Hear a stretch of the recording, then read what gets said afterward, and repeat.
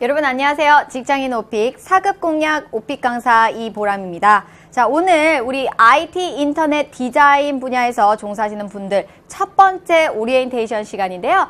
이번 시간을 통해서 여러분이 앞으로 공부하게 되실 오픽 시험이라는 시험이 어떤 시험인지 오리엔테이션 및 그리고 이 직장인 오픽이라는 과정이 어떤 식으로 구성되어 있는지 그 커리큘럼을 같이 한번 살펴보는 그런 시간을 갖도록 하겠습니다.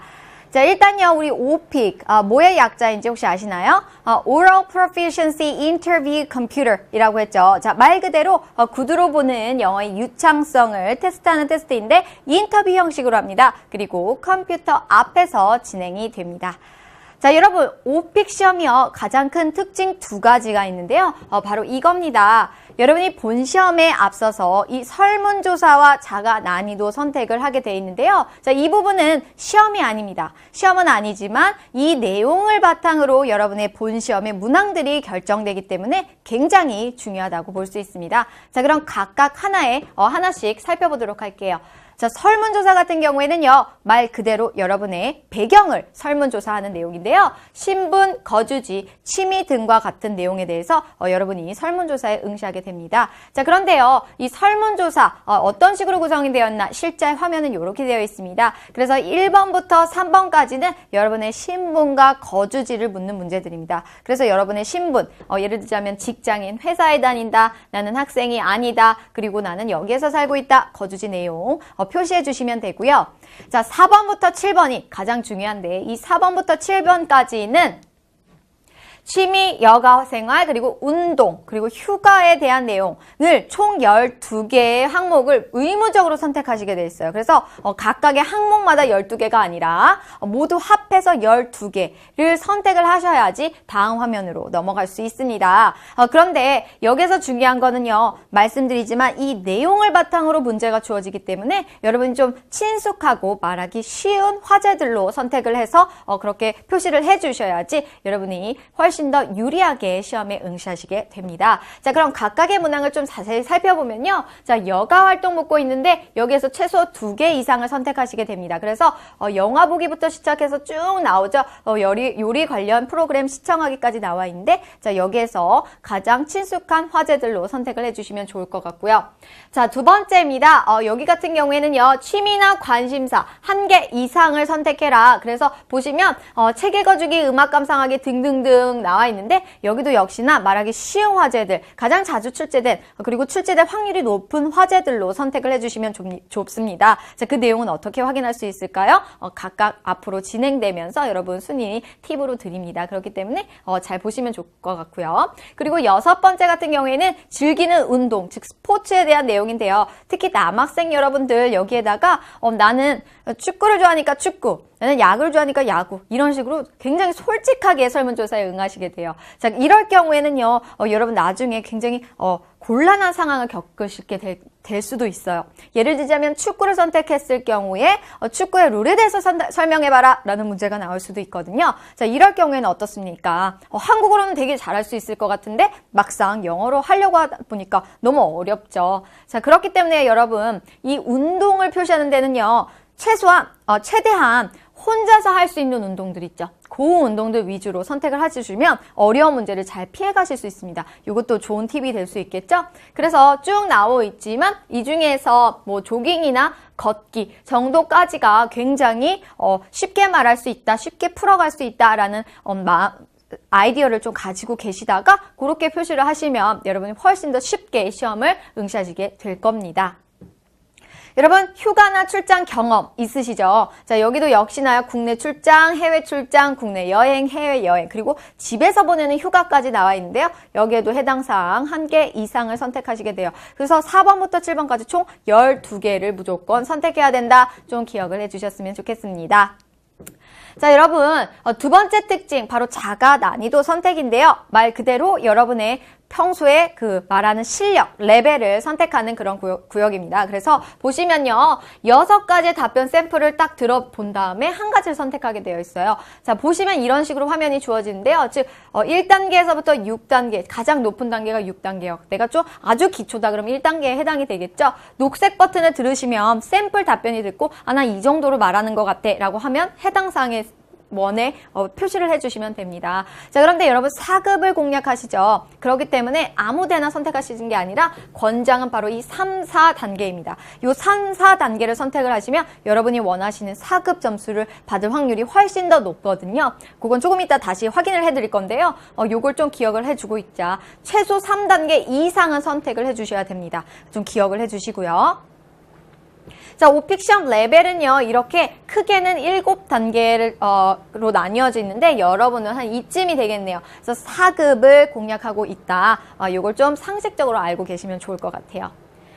자, 여러분, 오픽의 시험 어떤 식으로 화면이 구성되어 있는지 좀 궁금하실 것 같습니다. 자, 이 내용은요, 사실 오픽 공식 홈페이지에서 제가 이렇게 가지고 왔는데요.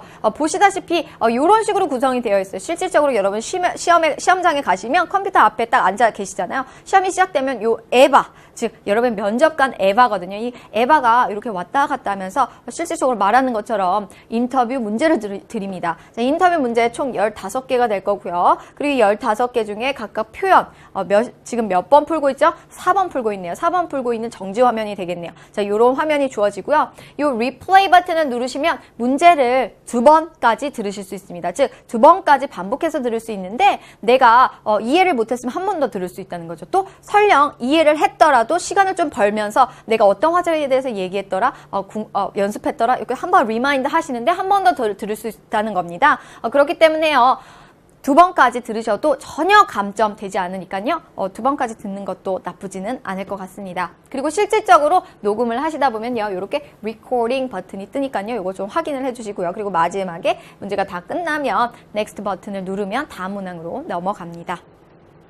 자, 여기까지가 오픽에 대한 전반적인 내용이었는데요. 지금부터는 이 직장인 오픽이라는 이 과정 자체가 어떤 특징을 가지고 있는지 확인을 해보도록 할게요. 자, 첫 번째입니다. 강의 특징 첫 번째는 바로 이겁니다. IL을 위한, 즉 여러분 4급을 위한 과정으로 특화되어 있다는 겁니다. 그래서 제가 말씀드렸듯이 처음에 자가 난이도 선택을 할 때 3, 4단계 중에서 하나를 선택하는 게 권장사항이라고 말씀드렸잖아요. 자, 그래서 이 3, 4단계를 선택했을 때 어떤 토픽들이 주어지고 그리고 어떤 식으로 문제가 주어지는지 그 과정 상황에서 강의를 구성했기 때문에 정말로 실전처럼 연습할 수 있다라는 그런 큰 장점이 있으니까 이것도 기억을 해주시고요.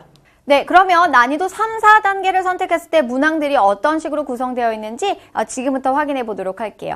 일단 첫 번째 문제, 자기소개로 100% 확정입니다. 그래서 여러분 자기소개하는 거 1번 문제는 100% 나와요. 그렇기 때문에 자기에 대해서 소개하는 내용은 꼭 연습을 하고 가셔야 되고요. 그리고 나서 2, 3, 4 연달아서 3콤보, 그리고 5, 6, 7 연달아서 3콤보 하나 더 나옵니다. 3콤보가 뭡니까? 3콤보가 뭡니까? 라고 많이 물으실 것 같아요. 자, 3콤보라는 건 뭐냐면요. 토픽 하나를 가지고 연달아서 그 토픽에 관련된 문제들이 연달아서 3번 나오는 게 3콤보가 돼요. 그래서 여기서 예를 보시다시피 저렇게 회사에 관한 내용 3문제가 연달아서 나올 수 있다는 거죠. 그리고 또 영어 관람에 대한 내용 3가지가 연달아서 나올 수 있다는 겁니다. 이런 식으로요. 자기소개, 3콤보 총 7개를 푸시다 보면 요게 잠깐 멈추는 시간이 있어요. 자, 요때요. 7번 문제가 끝나면 여러분 자가 난이도를 한 번 더 재조정할 수 있는 그런 기회가 주어집니다. 그래서 내가 만약에 좀 어려웠다. 그럼 조금 더 낮춰서 할 수 있고 좀 쉬었다. 그럼 조금 더 높일 수 있는 그런 기회가 주어진다는 거죠.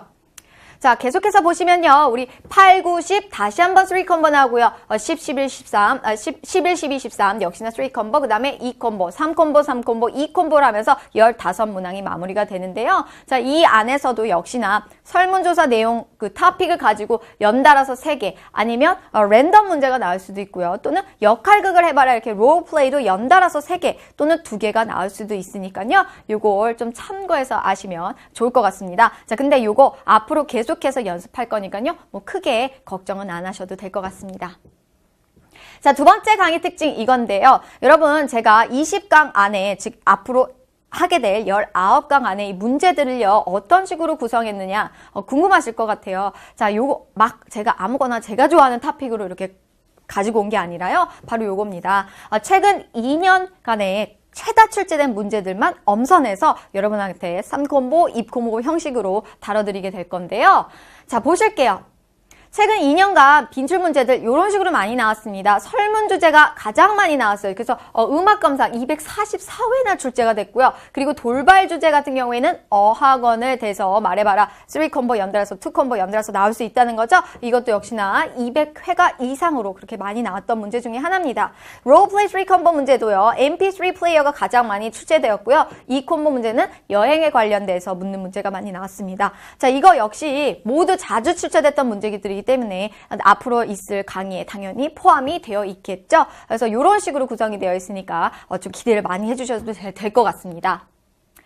자, 강의 특징 세 번째는요. 저희 총 강의 수가 20강이잖아요. 이 20강의 커리큘럼이 이런 식으로 짜여졌다는 거죠.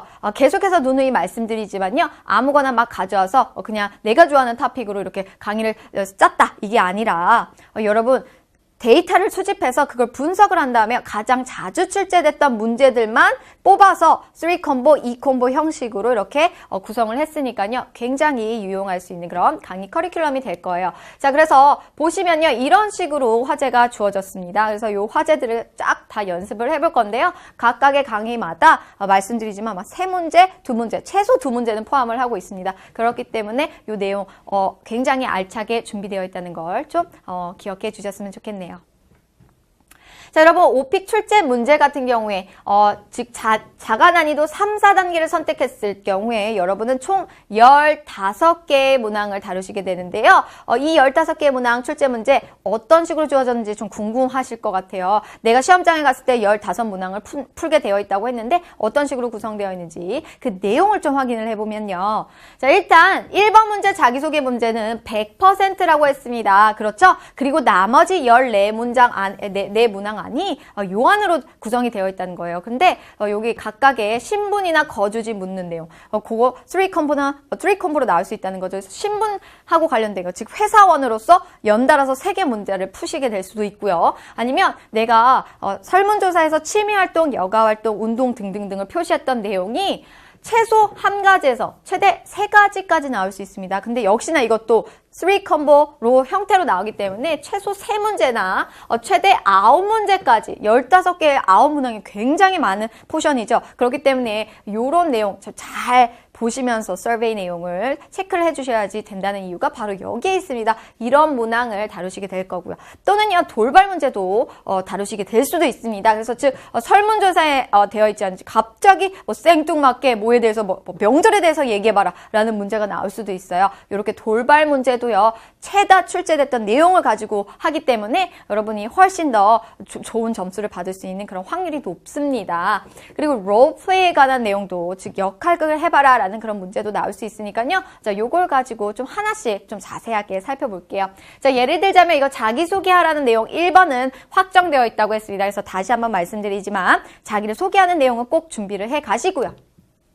두 번째, 신분 및 거주지를 묻는 문제. 요거 같은 경우에는 3콤보로 나왔을 경우에 이런 식으로 나온다는 거예요. 예를 들자면 직장인으로 내가 표시를 했을 경우에 자, 요게 이런 식으로 연달아서 예를 들자면 Tell me about your company, 즉 회사를 소개해보세요. 또는요, 당신이 했던 프로젝트에 대해서 얘기해보세요. 또는요, 당신이 처음 했던 프로젝트에 대해서 설명해주세요. 이런 식으로 연달아서 회사, 직장인으로서 관련된 토픽이 3개가 연달아서 나올 수 있다. 이런 걸 기억을 해주시고요. 자, 두 번째 거, 취미 활동도 역시나 3콤보로 나올 수 있는데요. 만약에 내가 영화 관람을 표시를 했었어요. 12개 항목 중에 영화 관람이 있었다면 이런 식으로 3콤보 문제가 또 나올 수 있습니다. 즉, 어떤 종류의 영화를 좋아하는지도 물을 수 있고요. 그리고 보통 영화 보러 갔을 때 보통 어떤 일을 하는지에 대해서 묻기도 하고요. 하는 일이죠. 그리고 또 최근 봤던 영화, 경험에 대해서 묻는 그런 내용까지 연달아서 이렇게 3콤보로 받으실 수도 있습니다. 자, 돌발 문제 같은 경우에는요, 말 그대로 랜덤으로 주어지는 문제예요. 그래서 예를 들자면 명절에 관해 문제가 주어졌다. 그러면 당신의 나라에 있는 그 명절들에 대해서 설명해 보세요. 그리고 그 중에 하나를 골라가지고 하는 일에 대해서 설명해 주세요. 그 명절에 뭐 합니까? 라고 물어보기도 하고, 그 다음에 어렸을 때 보냈던 명절, 재밌었던 명절에 그 뭐 했는지 그 설명에 대해서, 과거에 대해 경험에 설명을 해봐라 라는 문제까지 연달아서 또 3개를 받으실 수 있습니다. 자, 또는요, 롤플레이 하면 역할극이라고 했죠. 그래서 역할극 같은 경우에도 마찬가지로요, 설문조사에서 공유원 보기 했다면 이 공연과 관련돼서 역할극을 해봐라 라고 해요. 그래서 예를 들자면 어떤 상황에서 3개에서 4가지 질문을 누구에게 한번 해볼래? 라는 그런 문제가 나오기도 하고요. 또 어떤 문제 상황, 공연과 관련된 문제 상황을 문제 상황에 대해서 설명을 하고 그리고 그거의 해결책을 모색해봐라 라는 그런 문제가 나오기도 하고요. 또 역할극은 아니지만 이것과 관련돼서 과거 경험, 유사 과거 경험에 대해서 서술해봐라 라는 문제까지 3콤보로 연달아서 나오니까 좀 기억해 주셨으면 좋겠네요. 자, 마지막은요. 2콤보 문제인데 2콤보 문제 같은 경우에도 역시나 예를 들자면 영화 보기에 관련된 2콤보 문제 이런 식으로 나올 수 있어요. 롤플레이로 나오는데 첫 번째 거 서술형이죠. 어떤 종류의 문제를 어떤 종류의 그 영화를 좋아하는지 설명 서술을 하고 그리고 나서 나한테 즉 에바한테 3가지에서 4가지 질문 영화에 관련돼서 질문해봐라 라는 그 역할 롤플레이 해봐라 라는 문제까지 나올 수 있으니까요. 이것도 좀 기억해서 준비를 해주셨으면 좋겠습니다. 자, 여러분 제가 각각의 강의마다 이런 식으로 꿀팁을 드립니다. 그래서 총 20강에 20강 여러분 꾸준하게 잘 공부를 하셨다면 총 20개의 꿀팁을 가지고 가시게 되죠. 자, 이 꿀팁은요, 실질적으로 답안과 연관되어 있지는 않아요. 직접적으로 연관되어 있지는 않지만 여러분이 오픽이라는 시험을 테스트 준비를 하시면서 도움이 될 만한 팁을 드립니다. 자, 오늘 첫 번째 팁 이건데요. 바로 자가난이도 선택에 따른 오픽 레벨 취득 확률입니다. 즉, 제가 권장사항, 4급을 위한다면 권장사항은 3, 4단계를 선택을 해라 라고 그렇게 말씀을 드렸습니다. 자, 그러면 3, 4단계 이상, 5, 6단계 안 되나요? 5, 6단계도 마찬가지로 괜찮겠죠. 근데 각각의 단계마다 오픽 4급을 받을 수 있는 확률이 약간 다릅니다. 그 내용을 이런 식으로 다양한 대상들을 가지고 데이터를 수집을 해서 분석을 해보니까요. 자, 보니까 뭐 국내 최대 오픽 카페, 그 다음에 6개 어학원에 다니시는 수강생분들하고 또 어학원 그 티처들, 그리고 나서 삼성 계열사에서 시험 보신 분들 다 합해가지고 딱 이렇게 종합을 해보니까 이렇게 나왔습니다. 보실게요. 자, 난이도 3, 4단계를 선택했을 경우에는 여러분이 원하시는 4급 단계가 두 번째로 가장 많았다. 그리고 5, 6단계를 선택했을 경우에는 1, 2, 3, 2 안에는 들어가지 않았지만 저기 한참 뒤에 나와요. 그래서 보시면 IL 원하면 3, 4단계가 가장 크다는 거죠, 확률이. 근데 5, 6단계는 IL보다는 좀 높은 단계를 원하시는 분들이 5, 6단계를 많이 선택하시고 확률도 높습니다. 자, 그렇기 때문에 최소 IL을 원한다. 최소 IL, 그 이상으로 받으면 더 좋겠다라고 하면 요걸 좀 공략을 해주시면 좋을 것 같고 나는 딱 IL까지만 필요하다. 그러면 3, 4단계가 권장사항입니다. 자, 원 그래프로 같이 좀 더 자세히 볼게요. 자, 보면요. 3, 4단계 선택하시면 이런 식으로 23% 나왔어요. 그러니까 5명 중에 1명 이상은 IL을 받아갔더라. 근데 5, 6단계 선택했을 경우에는 이렇게 1%밖에 안 됐습니다. 즉, 조금 더 높은 점수를 원하시는 분들이 5, 6단계를 선택하는 경향들이 있었으니까 이것도 참고해서 아시셨으면 좋겠고요. 다른 데이터를 보니까요. 즉 13년부터 15년까지 데이터를 분석을 해봤습니다. 여러분 IL 단계 요거죠. IL 단계 보시면 13년에는 26%의 학생들, 응시자들 중에 26%의 학생들이 가져가셨고 22%, 14년에 22%, 15년에는 18%예요. 그래서 평균적으로 20% 정도, 그러니까 5명 중에 1명은 4급을 받아 가셨습니다.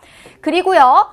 이 빨간색으로 표시된 거는 각각의 해마다 가장 많이 가져간 점수인데요. 평균 점수예요. 13년에는 IL, 14년에는 IM1이 제일 많았고요. 그리고 15년 같은 경우에는 27%로 IM2가 제일 많았습니다. 여러분 어떻습니까? 학생들의 수준이 점점 더 늘어나고 있어요. 그래서 점점 더 좋아지고 있네요. 그렇게 여러분한테는 좀 좋은 소식이 될 수도 있겠네요. 그래서 확률은 점점 더 높아지고 있으니까 그걸 좀 참고해서 아셨으면 좋겠습니다.